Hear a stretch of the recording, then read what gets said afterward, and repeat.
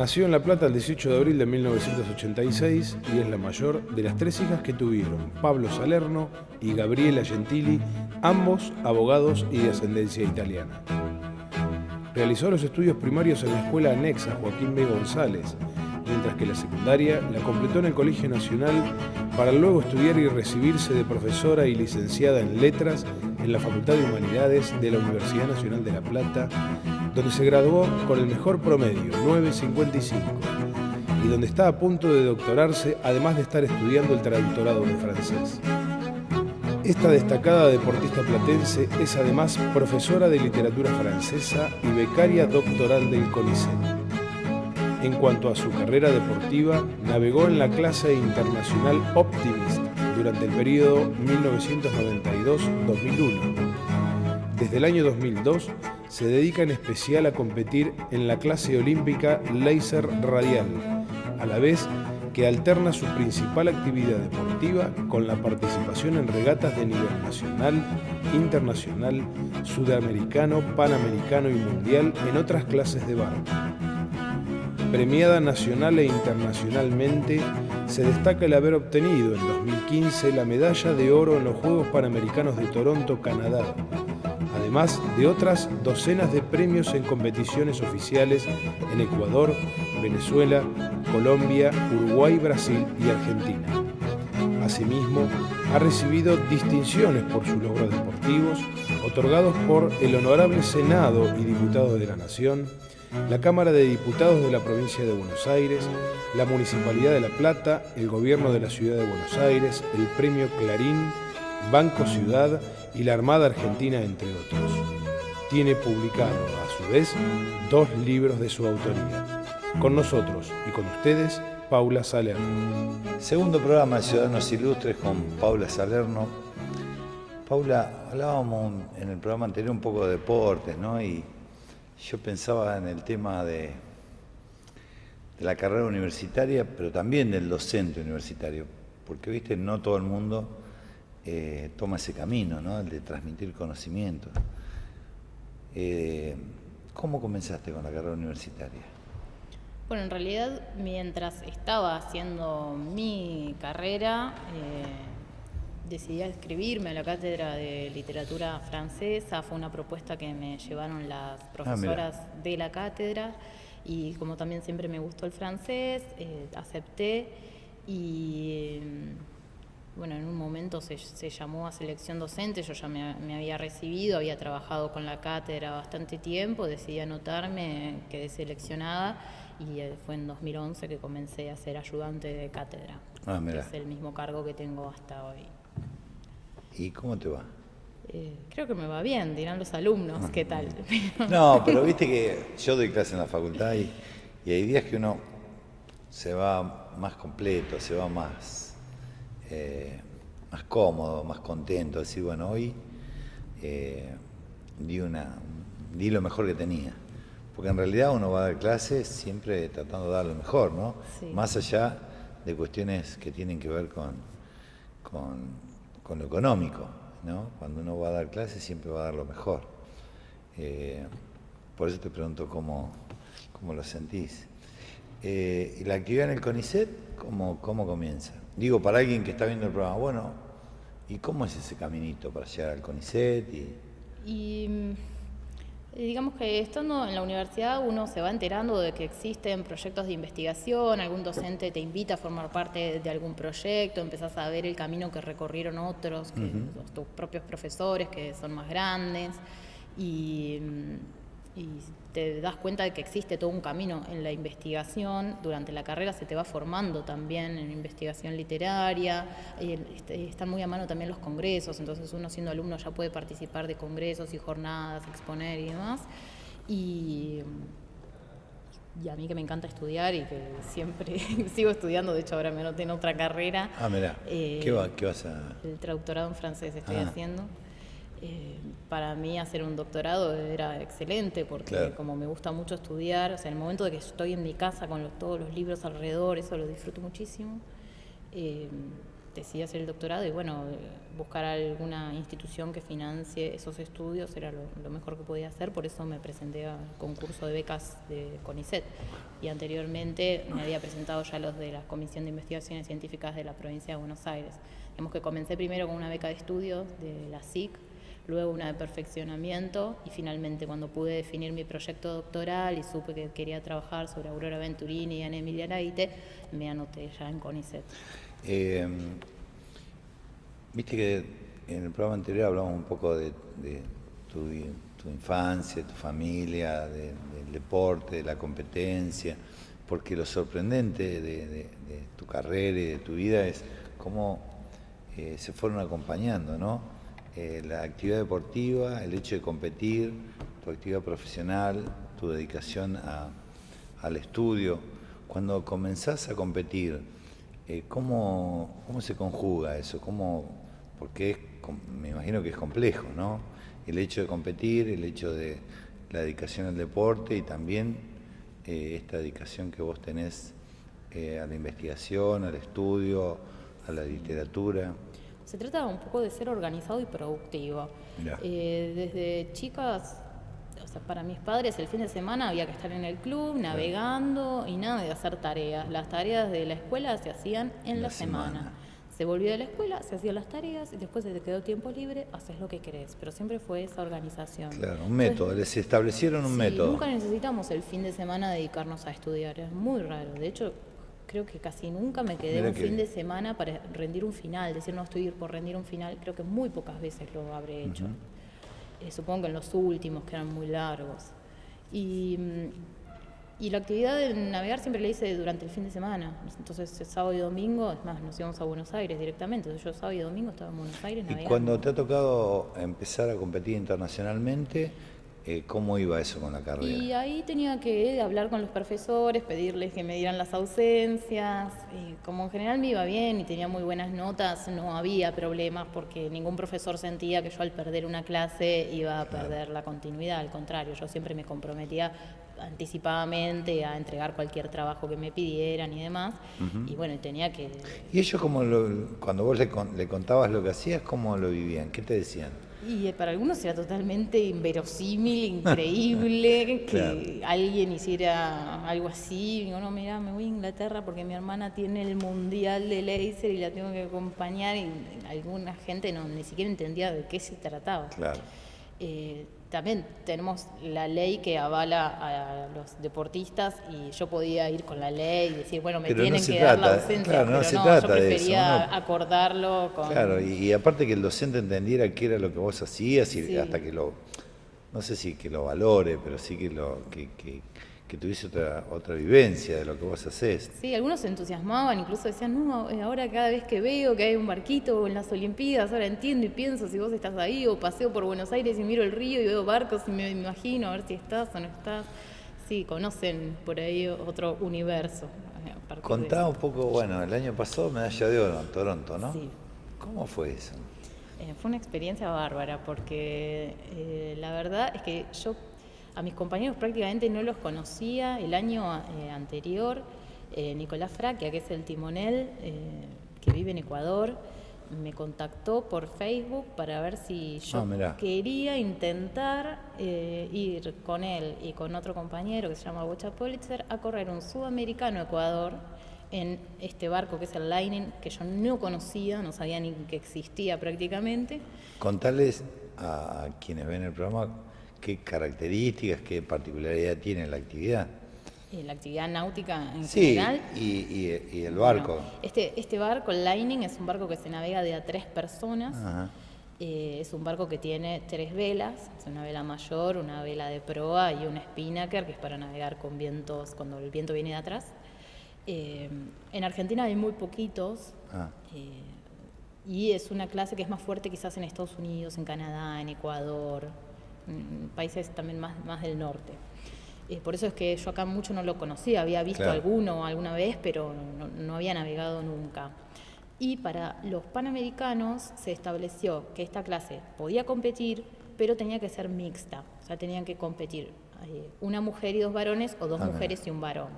Por eso, Está bueno eso. sí, está bueno. Por eso este amigo de Ecuador, que él tenía un lining en Ecuador, estaba buscando una mujer para poder formar la tripulación. Entonces empezó a hacer una suerte de casting de qué mujeres había en Argentina. Eligió bien, ¿eh?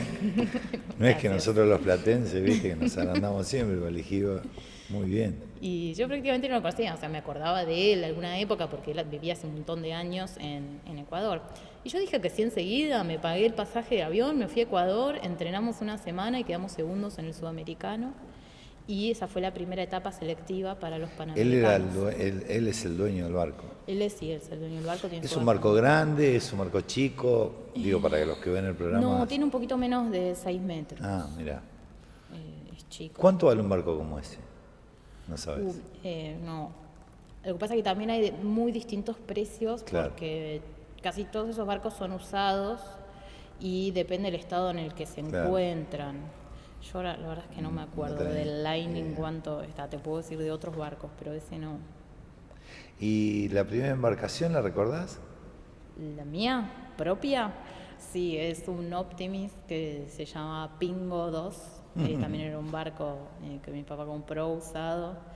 En realidad fue ese el mío propio, ¿no? También Sí, tuve sí. antes otro que era color celeste, que se llamaba Danger, pero había sido de mi tía, o sea que era un objeto familiar. Bueno, vamos a hacer una pausa. Cuando volvemos me seguís contando. FECOBA, Federación de Expendedores de Naftas de la Provincia de Buenos Aires. Escuela de Derecho Municipal, Dr. Adolfo Korn Villafañez. UENYA, Unión de Expendedores de Naftas y Afines La Plata.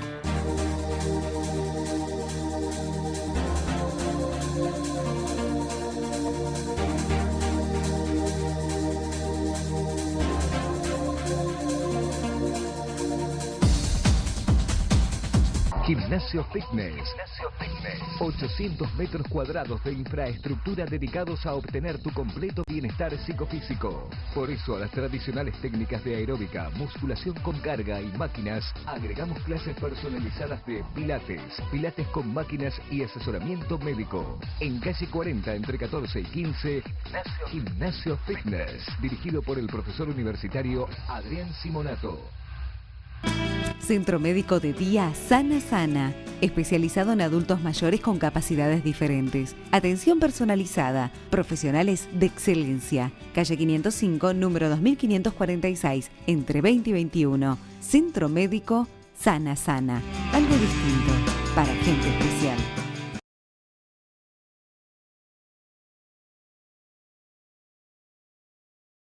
Último bloque de Ciudadanos Ilustres con Paula Salerno. La verdad que da para hablar mucho. Contame un poco qué expectativas tenés para el año, en lo deportivo, en lo laboral. Bien, en lo deportivo, como este año es olímpico, de alguna manera hay que esperar a que terminen Claro. las Olimpiadas para que se reactive un poco el apoyo hacia las disciplinas que no son olímpicas. El lining no es olímpico. Claro. De todas maneras, tenemos proyectado ir a correr el sudamericano a Brasil en diciembre, que es una manera de empezar a prepararnos para los próximos Panamericanos. Queremos intentar ir mira. a los próximos Panamericanos con la misma tripulación que ganamos la medalla. Que ya ahora son conocidos, así que está Sí. todo. Así que bueno, ese es el objetivo para este año. A nivel profesional... Este año la literatura está más presente que el deporte, tiene más espacio, ¿no? Sí, ahora estoy tratando de adelantar todo lo que puedo en mi tesis doctoral para terminarla lo antes posible, y además me gustaría irme en diciembre teniendo grandes avances. Entonces yo le muestro a mis directores, bueno, avancé todo esto, puedo irme esta semana a competir. Y no hay Contá un poco problema. la tesis que estás haciendo, contá cómo es. Yo estoy haciendo una tesis de investigación literaria sobre Aurora Venturini y Ana Emilia Leite, que son dos escritoras de la Nada ciudad más de La y Plata. nada menos. Sí, siempre me gustó apoyar la literatura local, Está bárbaro, está muy bien. que no tiene mucha visibilidad, Sí, incluso en claro. la universidad ni en el canon de la literatura argentina.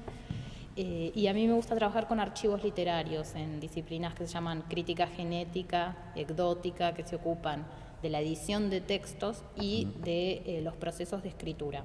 Es decir, trabajo con los borradores de los textos literarios de los escritores. Entonces tengo que conseguir sus archivos, sus documentos, todos esos papeles. Ahí aparece la investigación. Claro, y trato de rescatar esos papeles porque son importantes como patrimonio cultural. Y luego trabajo, hay distintas líneas que uno puede seguir, o sea, uno puede trabajar con las cartas que se han recibido y se han enviado, o con los borradores de una novela, por ejemplo, ir evaluando las distintas etapas creativas y el proceso de cómo la novela llegó a constituirse en el texto último que se publicó, comparar distintas ediciones, ver si se modificó algo, si está todo igual. Y bueno, también trazar la historia de vida literaria de estas dos escritoras. Es como que siempre estás ordenada, siempre estás, no estás perdida, pero en algún momento te has perdido en el río, ¿no? En el río sí, me he perdido en la niebla.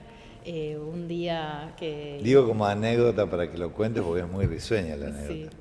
Sí. Un día intenté llevar mi barquito, es un láser, desde San Isidro hasta Puerto Madero. Mis padres me ayudaron porque siempre hay que trasladar algunas cosas por tierra. Ellos fueron con el auto. ¿Por agua? Sí. Depende el viento que te toque, porque claro. podés tener viento a favor, entonces vas muy rápido porque vas en línea recta, pero claro. si tenemos viento en contra, tenemos que ir lo que se llama haciendo bordes, o sea, claro. ir navegando 45 grados claro. para un lado, 45 para el otro, e ir llegando, y también depende si tenemos corriente a favor o corriente en contra. Bueno, yo ese día no calculé que tenía corriente en contra, salí tarde, salí como a las 3 de la tarde, era invierno, o sea que se hizo de noche temprano, me quedé sin viento en la mitad del río, no tenía ningún aparato electrónico que me ayudara, solamente mi reloj, y entró una niebla inesperada y quedé en la mitad del río sola sin poder avisarle a nadie, mis padres desesperados en el club porque yo no llegaba. Claro. Salieron a buscarme, no me encontraron porque la niebla claro. no permitía ver absolutamente nada, y yo calculando con mi reloj más o menos por dónde iría, tratando de navegar hacia la costa para no perderme. No te desesperás porque tampoco tenés muchas posibilidades. Pues claro, o sea, dependés de vos mismo, entonces claro. tenés que estar centrado para saber qué es lo mejor que podés hacer, ¿no? En esos momentos hay que pensar. Hoy, bueno, es un recuerdo que da risa, ¿no? Pero bueno, en aquel momento, pobre tus padres. Sí, mi mamá dejó de hablarme por una semana aproximadamente, pero mi papá en el fondo estaba orgulloso. Incluso cuando se enteró de que yo había llegado al club, llamó a la prefectura para avisar que su hija había claro. arribado por sus propios medios y estaba contento. Estaba contento, pero claro, en ese momento tus padres se habrán preocupado. Y sí, porque es un deporte de mucho riesgo. Sí, como hablábamos fuera de cámara, el río tiene sus cosas, ¿no? Y siempre dice la gente grande, bueno, al río hay que tener respeto, al río de la Plata hay que tener respeto. Vamos terminando el programa. Siempre le pregunto a los invitados cómo se llevan con Dios y cómo se llevan con la política. No con la política partidaria, con la política en general y con las cosas que nos suceden todos los días. Contame cómo te llevas con la política. Bien, con la política, bueno, no estoy muy involucrada partidariamente, no tengo, digamos, mi partido favorito, pero sí estoy muy atenta sobre todo a las políticas culturales y siempre ando golpeando las puertas de quienes estén a cargo de la municipalidad o de quienes estén a cargo claro. de la provincia, porque yo tengo proyectos culturales, como expliqué sobre mi tesis, me gusta trabajar por la literatura local, por la visibilidad de nuestros escritores, por rescatar todo ese patrimonio cultural que hay, incluso con las inundaciones se ha perdido un montón de documentación, y yo voy trabajando, creo que por las políticas culturales desde mi lugar del silencio, ¿no? sin ningún cargo político, golpeando las puertas de los escritores y familiares de escritores fallecidos, tratando de rescatar estos documentos, por eso conformé un archivo de escritores platenses, y siempre estoy golpeando puertas para conseguir apoyo. Bueno, espero que el programa sirva. Esperemos que sí. ¿Y cómo te llevas con Dios? Y nos vamos con eso, ¿no? Yo creo que bien, mi relación con Dios creo que comenzó a partir de mi abuela y sus rezos y las oraciones a la noche, que eran todo un momento, que también eran aprender poesía de alguna manera, ¿no? ¿Sos de rezar? Hoy por hoy no. Tengo algunos momentos Claro. y también, por ejemplo, cuando viajo y voy a conocer otras catedrales, en esos momentos sí me gusta, prendo alguna vela. No soy practicante cotidiana, pero tengo mis momentos de sos una persona aproximación. Sí. Alguna que otra vez me pongo a repasar algún versículo de la Biblia. Digamos, tengo mis aproximaciones y mis alejamientos o mis silencios, digamos. Paula, ha sido un gusto tenerte en el programa. Bueno, muchas gracias. La verdad, bueno, los platenses estamos orgullosos de vos y de tu trabajo y de tu actividad deportiva, así que bueno, gracias por haber venido. Gracias a ustedes por invitarme, fue un placer. Bueno, y nosotros nos volvemos a encontrar el sábado, aquí en el recinto del Consejo Deliberante, para ser juntos ciudadanos ilustres.